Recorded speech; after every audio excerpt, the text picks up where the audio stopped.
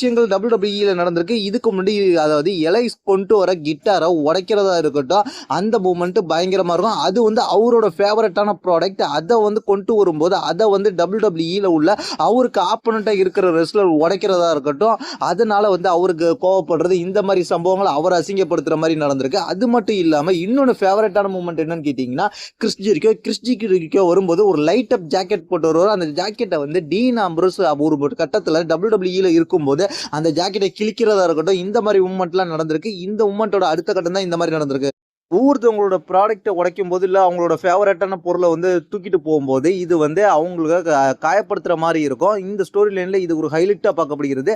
இதுக்கு பதிலடி கொடுக்கும் விதமாக சம்மர் ஸ்லாம்ல ரோமன் ரெயின்ஸ் ரிவெஞ்ச் எடுப்பார்ன்ற மாரி சொல்லப்படுகிறது. அது மட்டும் இல்லாம பிரசன்ட் ரீட் இந்த ஷூவை தூக்கிட்டு போகும்போது அங்க உள்ள ஃபேன்ஸ்டயும் சண்டை வளர்த்துருக்கிறாரு அப்படின்றது ஆஃப்டர் ராவ்ல நடந்திருக்கு.